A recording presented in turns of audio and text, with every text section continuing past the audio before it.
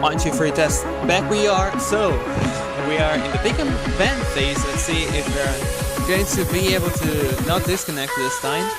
Starting from the first lens, we are going to see blue team. Remember, is going to be the Raving Raptors, while on the red side is going to be Edge. Starting from the blue side, we have Illaoi and Gamplank's ban. Two interesting bans here because both Illaoi and Gangplank are interestingly good enough and bad enough at the same time. If a Gangplank doesn't know, or at least doesn't manage to stop his own laning phase, passively stopping the enemy as well, he is going to go too much behind and is going to be useless for most of the time. A Gangplank focuses much on the farm and needs to have a lot of presence as well thanks to his ultimate, but still he needs to even be able to not fall back into his own laning phase.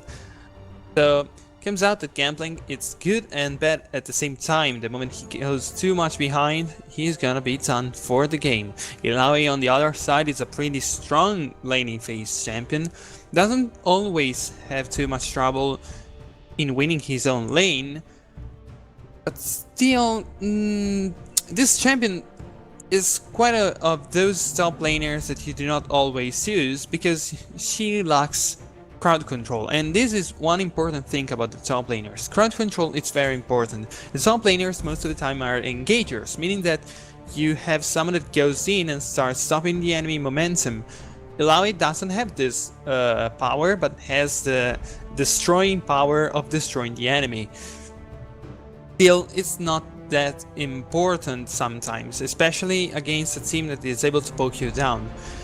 But well, Illaoi is pretty decent obviously, and her basic stats are pretty strong, so using her in a normal game is like usual stuff. Jinx is banned as well. Banning with the range and the power of this champion is quite normal too. Shen and Twisted Fate are going to be banned from the red team, and as well Jhin is going to be banned too, and I kinda personally do not understand the true Jhin's power. Okay, I know that Jhin becomes really strong the moment he finds targets with low health, especially thanks to his 4th bullets and the ultimate. It's true that he can deal a lot of damage, but as AD carry, most of the people use him. I still am not quite sure if he's actually an AD carry. Even in the LCS they use him, but obviously because his damage is quite high, meaning attack speed instead of giving you attack speed gives you damage, and that makes him one of the strongest AD champion ever made in League of Legends. But who knows, maybe AD carry has a new meaning right now. Let's go to the pick phase. Starting off from the blue team, you have Karma, Gnar and Sivir. Karma has been finally picked. I have seen her banned a lot yesterday, and I do trust that as a champion might still be requiring some changes. Her damage in the basic, her base damage in the mid and early game is really strong, and that's why she is used a lot. Mid lane, support, or even top lane, it always deals a huge amount of damage to the enemy, and it's pretty annoying to playing against. Nara is going to be the top laner, and he's probably going to face off against an Olaf, so it's going to be a really interesting matchup there. And then we have as AD carry a Sivir. A really nice choice indeed, because simply Sivir has been used a lot recently, thanks to the W that now deals crit damage every single bounce. With every single bounce, you can clean up a wave in a matter of seconds. Let's go to the red team side. We can see Gragas is going to be the jungler, Olaf probably is going to the top lane side, and Soraka Caitlyn, a really annoying duo in the bottom lane side. You have two champions that are going to be really annoying, because you have Soraka a little behind this Caitlyn, and Caitlyn shooting from afar, meaning that there is a really small opening for support like Braum on the other side to be able to engage Caitlyn and be able to still kill her, because Soraka is right behind her, and it's surely not going to be that easy to take her down. Zac is going to be the jungler for the blue team, an interesting choice here. Zac has been used a lot recently. Everybody know that Zac's range is crazy. He gets everybody, no matter what and no matter how, he gets everyone. From short range to long range, he can jump everywhere, amazing ganks every time. Still, he is one of those that at the start might be dealing enough damage but loses a lot in the late game. Because he is mostly like the tank, well, not mostly like, he is the tank of the team. And he really needs to focus a lot onto making his early game worth it. I do not know how is he going to come up with a really strong late game team as all of, well, Caitlyn mostly like, and even Lissandra on the other side. Lissandra that has been picked and is possibly going to be in the middle lane. Lissandra that I have seen a few times this year. Lissandra that has had a lot of changes recently, and not only recently, but even at the start of the season. At the start of the season, let's remember, her ultimate has been changed to let her own heal if she uses her ultimate on herself. Meaning that she has a way stronger sustain in team fights, simply because she can heal herself up, even based on how much health she misses. She has missing. So basically, you go in, use your overall abilities and such, and the moment you end up all your abilities, you're almost quite sure that most of your health will be taken down. So you use your ultimate on yourself, go into the Sonya mode. You're not gonna be hit so easily. You're never gonna be hit, actually. You're gonna deal a lot of damage around yourself. And then when you come out, if you actually have a Sonya, you can use that once you've used your skill set once again. So it becomes a cycle that can repeat itself 3 times. Overall skill set, ultimate on yourself, overall skill set, Sonya, and again overall skill set, becoming a really huge damager that cannot be killed so easily. Lissandra, it's really amazing as a champion, and people really need to learn how to use her, because it's really important to go into a teamfight and knowing this combo. Olaf, it's, well, we cannot really speak a lot about him. The other day, yesterday was actually, I was pretty sure that Irelia was going to be destroyed by the Olaf, and Olaf was actually pretty strong on her. The only problem is that he was not aggressive enough, and Irelia managed to get an upper hand at a certain point. And even if Olaf would try to exchange the mage with her, the mage that Irelia had was far superior to the Olaf, because after level 10, Irelia had already the Trinity Force and some other items, while Olaf didn't manage to complete instantly the Black Cleaver, bringing himself behind and, well, giving Irelia the chance to get more advantage. Olaf could still trade sometimes with her, but everybody knows that it's a psychological battle. Ekarim, the jungler that was there at the same there yesterday at the game, goddamn, was quite strong on this Olaf, and was Gragas, my bad. Ekarim was with Olaf. Gragas was with the Irelia. Gragas was able to gank a lot of times by the top lane side and support Irelia as much as he could. So Olaf was forced a lot behind. I mean, he was really he really needed to stay a lot closer to his own tower. This forced him to do not trade a lot with Irelia, and the only times Irelia could try and trade with him, Olaf was forced to do not chase her down too much, and that's mostly how Olaf is able to trade with Irelia.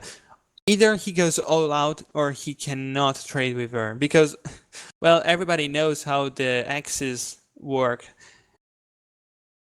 So, the 3 minutes have passed, let's go into the game.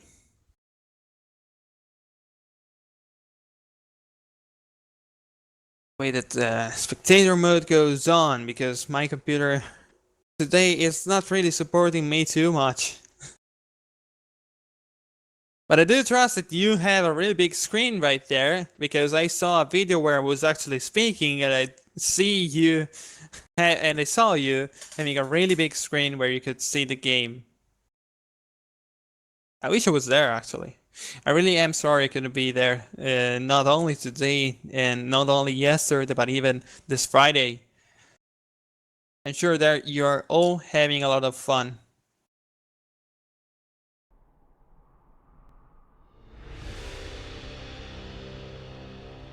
Loading into the game.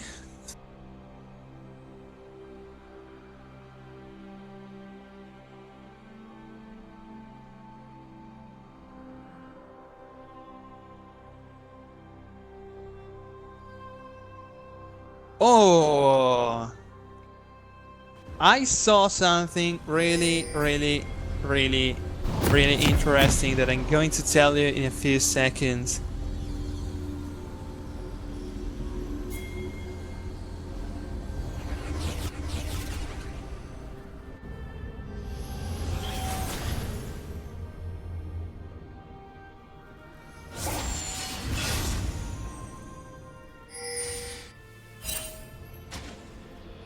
As soon as we get in game, I'm gonna tell you, or at least you should be able to see that too. I do trust. Okay, I'm finally in game. It took a while to me to load, but it was, yeah, quite the load in there. 40 seconds into the game, and the thing I saw is the Storm Rider that Olaf is using as last mastery, that's basic mastery. The Storm Rider basically is a mastery's ultimate into the masteries. No, no joking there. This mastery managed to give you a boost speed of 70% the moment you deal 30% damage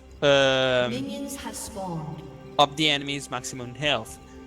If you do that, you're going to be boosted in speed, and not only, but sorry, not 70% extra bonus speed. It's 70% reduction of the movement speed slow, and you get a bonus movement speed that I do currently not remember. So basically, you cannot be slowed that much. You get a boost of movement speed, and for all of it's basically amazing to have this mastery because he deals so much damage. And most of his damage is even based on chasing down the enemy. So it's really good to have this mastery on Olaf. The only problem for him, as we can see, he's going to be dealing with the duo of the bottom lane, Sivir and Braum. And this is really not good for him before the level 6, especially counting that Braum, it's really strong against the short range enemies, especially in the early game. Olaf can deny completely his stun at a certain point of the game, but obviously it's not going to be that easy before the level 6. The middle lane is going to be Karma against this Lissandra that is doing pretty good against her. Meanwhile, we have a counter jungling here from the Gragas, but still find the Zac, so nothing is going to happen. Teleport by the bottom lane side. The red team is going to be aggressive onto this tower, and they are going to punish the blue team for the swap that has not been supported by the jungler. The tower is going down pretty fast in there, and is surely going down thanks to the minion presence. None of them is currently having trouble with that, and look at which Drake is the first one in there. It's going to be the Infernal Drake. An Infernal Drake that strangely enough has not been targeted by the red team already, simply because they cannot see the Zac there. Gragas, Gragas forced to be flashing on the other side of this wall simply because there was a nice warding in there by the blue team. No flash Gragas, and this is important because everybody knows how annoying can be a Gragas with a flash. Meanwhile, by the top lane, Braum and Sivir are trying to take down the tower, or at least take down as much health as they can, simply because alone they cannot do a lot of it. Really important for the red team gaining this tower, punishing the blue team for not supporting the top lane side on taking down the tower. Quite aggressive this Soraka, using her Q to keep the pressure onto the Sivir that is not even trying to parry it. And here comes what I said before, the two Caitlyn and Soraka really is powerful, because you have a Caitlyn that can have that has a really huge range against a duo that is pretty strong at the short range. Obviously, Braum is pretty strong at keeping his AD carry safe from the long range attacks. But with a Soraka right behind the Caitlyn, it's practically impossible for the blue team to engage the duo of the red team. Gragas is slowly heading to the top lane. The Caitlyn is trying to bait.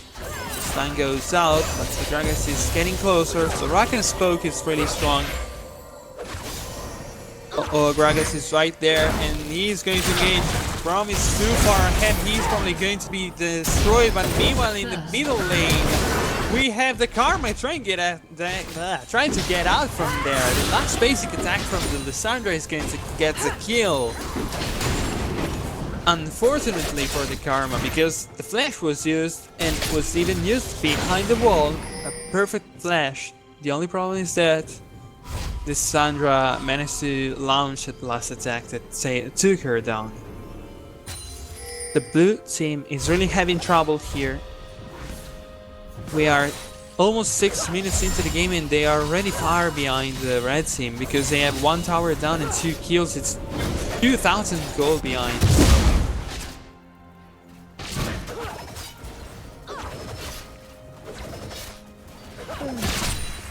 Infernal Drake is still up and is possibly not going to be taken too easily or fastly. Nice play there by the Caitlyn that is trying to keep her distance from the Braum, and she is going to get out pretty easily from that.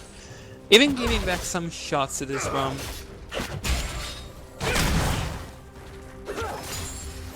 Surely playing against a Braum takes a lot of trick moves, because you really need to be careful about dodging the Q. And once you do that, you are surely able that the only way for you to be stunned by the enemy AD carry is just being chased down by the Braum.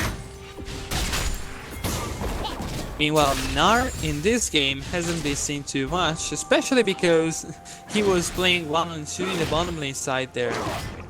He is behind with Olaf, and that is really bad for him.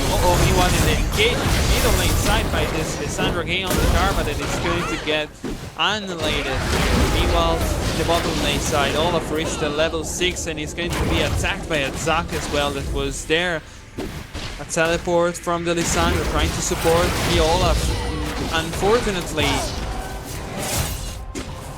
Zac was cut off from the Lissandra. And Gnar is not going to help there because he is trying to avoid any more deaths. Gragas that arrived there as well.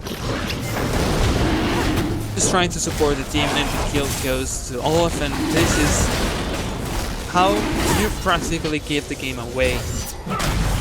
Because you even get they even get the Infernal Drake there, and there is no warding, or at least no support in there.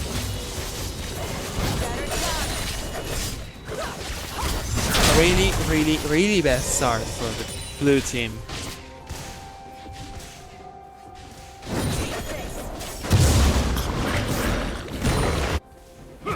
Team Edge is really actually, and here it's a really bad joke from me, they are taking the edge of the game. Ho ho ho. I'm so sad today that I wanna cut myself. Oh, okay, let's go back into the game. 8 minutes and 15 seconds, 4 kills for the red team. So the Team Edge with 13,000 gold, that is going to become 14 pretty soon. It's a 3,000 gold advantage for them onto the Raving Raptors that are pretty much behind at this point of the game. Gnar is not even at level 6, but still he can fight this Olaf currently because Olaf lacks a lot of mana. Gragas is keeping himself a lot in the enemy jungle, trying to steal as much farm as he can from the Zac that has the level 6. And he had it before the Gnar, and this is really important because you have a jungler that has more farm than the top lane. Zac trying to engage the Lissandra in their own side of the jungle. Karma is trying to help him there. Just some damage, but not too much. and instead was Lissandra dealing more damage to the Zac himself. Gragas in the bottom lane side has been spotted by the Gnar. Meanwhile in the middle lane, Lissandra again engaging onto the Karma, and the last big attack is going to take the kill. Meanwhile in the bottom lane side, Gnar is going to go down to engage. They tried onto Gragas and Olaf. Probably a really nice try because I saw Gragas going really low for a second there. Zac used everything, but the problem is that Soraka's is still up. Soraka's ultimate is really annoying, especially in this type of fights in the early game, where she can heal a lot everyone. Thanks to the ultimate, she managed to possibly save the Gragas. Meanwhile in the top lane we have Lissandra playing aggressive on the Braum that tried to save, or at least prevent any try of engage. Caitlyn used her own ultimate to keep the pressure up. Headshot. There is to remember that Sivir's clean way, Sivir's wave clean is pretty strong, and here we can have a try of it. And on the hunt is Karma chasing down the Soraka. They are aiming for Soraka. Now focusing on killing because Soraka is too much out of the range. Olaf using his own teleport to get into top lane, but now with the timing the teleport has, oh wow, the damage coming up from both Sivir and Karma is huge. Gragas gets on the other side of the wall, trying to force the enemy to stay away, but Zac saw him thanks to the warning. And now Gragas can go by the middle lane side to support this Lissandra to take down the tower. The blue team is stuck into the top lane. They cannot really move too far because they do not know where the whereabouts of the full enemy team. Now they know that Caitlyn and Soraka were going by the middle lane side, and they are now going back even, so they might be able to take two towers in a single shot.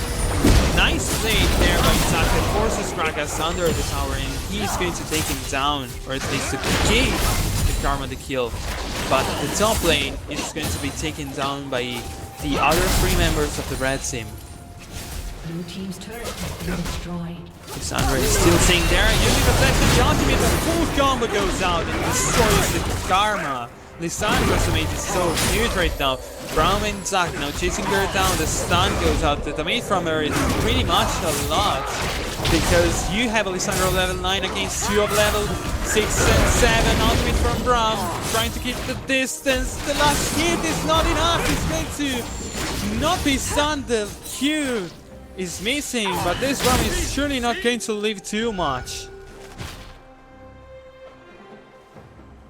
Nicely played here by the Lissandra, but the level difference made a lot.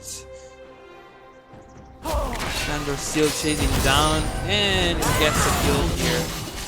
Dominating, as the announcer says, 6 kills, no deaths. This Lissandra has even 20 more minions than the Karma. Karma has 4 deaths so far, but just because Karma as a champion doesn't really match up pretty good against assassins. Okay, in the early phase of the game, maybe the basic damage from the Karma is able to poke down the enemy and force him to stay far behind the minions.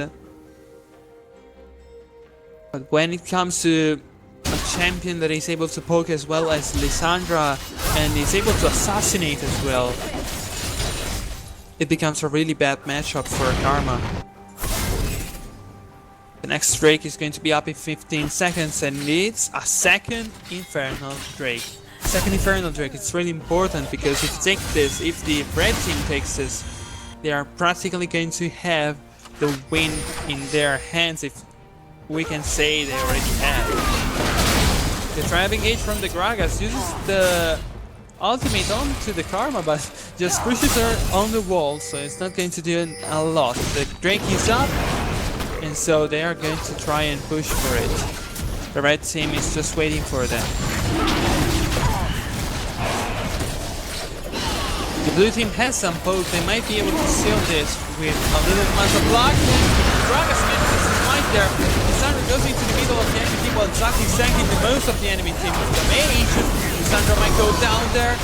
Gnar going behind her and gets the kill. Olaf uses the ultimate and goes to try and chase down the Gnar, but it's not going to be enough because he's too far. Zack just goes back onto the Olaf round, goes into as well the enemy team. The ultimate from the Brown, all the blue team is low on health. Caitlyn from the other side of the wall is keeping up the poke on the enemy team. The blue team now manages to take the kill onto the Olaf. Soraka goes down. Gragas is needed to go back as well, and Caitlyn recalls to the blue team. Managed to come out with a victory here in a team fight. I mean, the red team focused a lot onto the Drake, and the blue team just heavily engaged them. Or to be precise, the red team tried to engage them, but the only problem is that they went too much spread. They went one at a time to chase them down, Olaf especially, but the most important thing is that the Lissandra went in there on her own. She tried to deal as much damage as she could, and she even survived for a while, but the only problem is that currently she is the only one with a really high score in the red team. If we take a look at the gold, she has 6,000 gold and 600. She practically owns all of the enemy team. I mean, she surpasses everybody in gold, obviously, and she is currently the most important base for the red team. If she dies too easily as she just did, the game just goes even up, because you have 5 of the enemy team, 5 of the blue team that has about 4,000 gold, 5,000. Uh-oh, Caitlyn needs to flash there to try and take some distance away from the Karma a lot. She's just going to go down. Gragas still tries to go aggressive a little more onto the Gnar, the barrel that goes on the spell shield. That was something you really do not want to see. Mega Gnar goes in, Zack goes in as well. Gnar tries to keep the Lissandra away from his own team. He manages to get back into her own accord. One goes on the flash market. Gnar goes on, but that's Lissandra's ace, destroying completely Karma and Saber. Both gave the last hit to that Saber, but the damage that came out from this Lissandra instantly was amazing. Triple kill for the Olaf that could have been a quadra if Karma was not good to go down to the Lissandra. The middle lane tower is going to get destroyed as well. Zack goes back in, he tries to get the kill onto the Soraka, and he manages to get it. The only problem is that there is still 2 members of the red team taking down the tower. The teleport is coming up for the Gnar. He still is forced to go back because Caitlyn just arrived from the insta-death that she just had.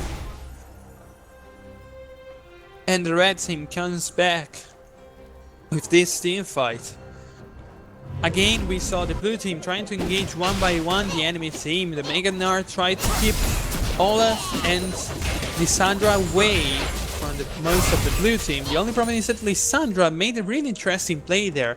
The moment Gnar used the Mega Gnar ultimate, he already had sent out her E, so she could just go back under the tower, even if she was pulled way far behind, way far forward the blue team base. The blue team side, to be precise. So she went under her own tower, so back onto her side, and once done that, she just went inside the enemy team and destroyed them. A really amazing play there. The red team is keeping up the pressure. Braum is probably going to go down because he is in a really bad spot, but Soraka is going to have the same fate. Wow, the flash from the Lissandra to stop the Braum. Gragas is going to slow down the Braum to have a little assist there, and Caitlyn is going to get the kill. Currently Caitlyn is not doing too much and has even less presence than the Seer. Focusing onto the middle lane, Zack trying to engage onto the Lissandra, Gragas supporting Lissandra as well, and there is engaged on the hunt for the blue team trying to get away, but then Karma hadn't got a chance to get away. This Seaver is going to get destroyed by the Olaf Max, literally by the axes, and Nyari is probably going to go down as well. Zac is going to go down by the Lissandra. The flash used by the Gragas. It was maybe a little too hard. So if Sarah is going to be the next target for the red team, seems like Olaf is possibly going to take it. Simply because he has done pretty good so far with engaging the enemy team. Well, not always. Let's remember that earlier in the team fight that the blue team won, not Gragas, my bad, Olaf went into the enemy team on his own and died because of that. Same it was for Lissandra, but it was mostly like to try and take the enemy out of take the enemy by surprise. That didn't work though. Next Drake is going to be an Earth Drake. Mountain Drake, my bad. Mountain Drake that is pretty important here, because if the red team manages to get this, they are going to be dealing a lot more damage to the objectives, meaning that they are possibly going to aim for important targets like the next towers by the bottom lane and top lane. Oh wow, Seaver! He's alone against the Olaf and he's going to get instantly destroyed here. Olaf now finds himself into the middle of the enemy team from Zac and Karma, but the red team follows up. Nyari is a little in a bad position there. I don't know what he is aiming for, and he is going to jump over the wall but gets destroyed by the Caitlyn. But unluckily, even Braum just died during the chase from the Olaf and the others. The Mountain Drake was taken, so it's going to take a few seconds for the red team to destroy it, and the minions are going up as well. Karma, what are you doing there? You reached so much and gets destroyed in there. Olaf might go down to the tower, but Soraka keeps him alive. And so the tower is going to go down by the bottom lane side. Even the second tower possibly is going down. No, the red team decides to just go back, but well, there are 4 of the blue team defending, so it's actually better for them to just pull back. 22 minutes with 11,000 gold. The red team is dominating over the blue team. Every objective they took, every team fight they made, but especially that awesome early game, made them have a really awesome start. And judging by, or at least knowing that Caitlyn's damage is just going to increase from now on, and Lissandra's as well is going to increase, I do not personally know how the blue team might be able to come back here.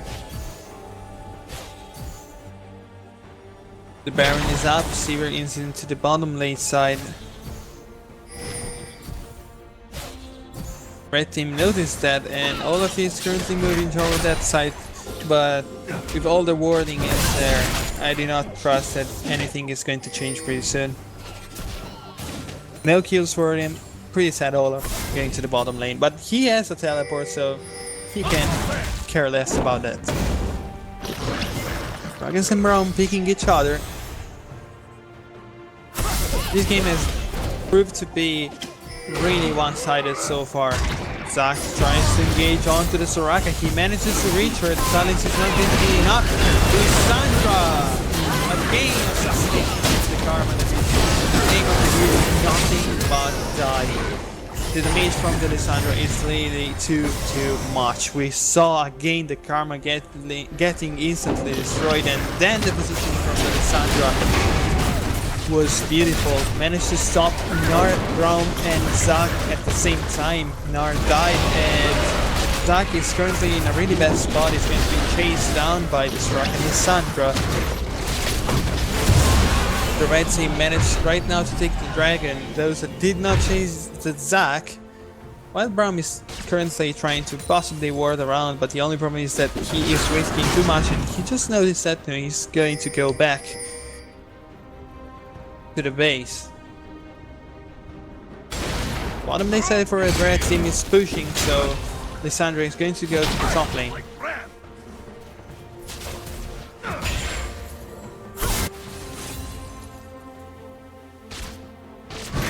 Gnar is going to be to the bottom lane side, the pushing that lane.